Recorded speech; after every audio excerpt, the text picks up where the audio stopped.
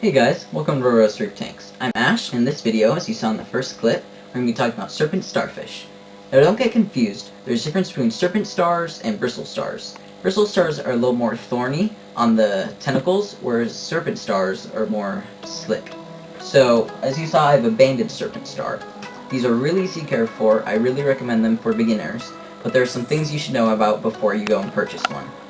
Obviously, they're pretty big, they can grow up to a foot in length, so you'll make sure there's plenty of ground space in the tank, whether it be sand or rocks to go over. They just need a lot of space. Another thing to be aware of is just that these starfish are carnivores, so everything they eat is meat. And if there are any inverts in the tank that are small enough, it will eat them. I actually had a cleaner shrimp. I'll tell you the name just so you feel more of a connection and you can kind of feel the loss I felt. His name was Squeegee, and yeah, I guess he wandered too close to starfish, and starfish ate him. So yeah, definitely be aware of that. They will go after shrimp or any small inverts if there's not enough food. So on the subject of food, you'll probably want to feed them once a week, depending on how much food they get from the tank. If there's lots of leftover food on the ground, then they won't be as hungry. But in my tank, there's not that much left over because I don't have that many fish, so definitely make sure you're giving them enough food. Another thing to be aware of is just that they're very sensitive to water quality. So you definitely want to make sure that all your water parameters are in check for what you need for coral. Then they'll be fine with that. I'll just do a quick overview just so that you know. You don't let nitrates get past 15 ideally. My tank stays around 10 just because I have a lot of softies in there. Phosphate, you don't want to let it go above 0.1. pH between 7.8 8.4 is safe. Alkalinity, I measure DKH, you want it between 8 and 12.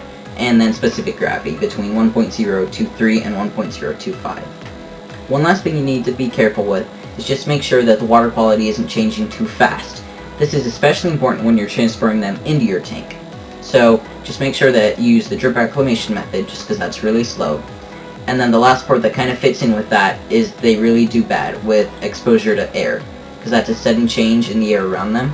I don't know exactly why scientifically, but they just have been known to get hurt and sometimes even die from that.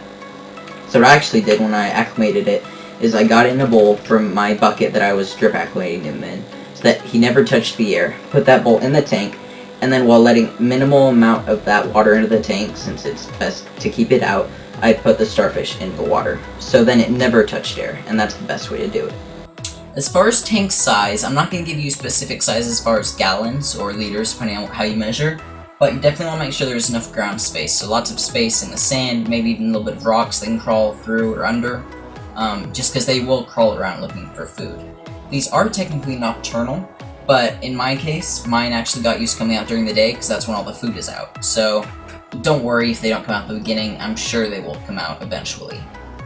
Breeding has not been very successful as far as these starfish go. All in all, these are great inverts for a beginner in the reef tank hobby. You definitely want to be careful, like I said, with the smaller inverts because they can eat them. And definitely make sure you give them enough space. This addition into your tank will definitely be a highlight that all your visitors will want to see. And I know lots of people, myself included, have wanted to keep an octopus, and since that's very difficult and they don't have long lifespans, this is the next best thing.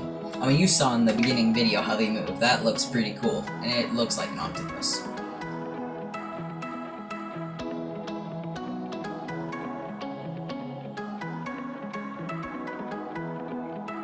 All in all, these are excellent for beginners, so if you're just starting a reef tank and you have the space for them, and you can provide everything they need, namely the food, then yes, these are great. I highly recommend them.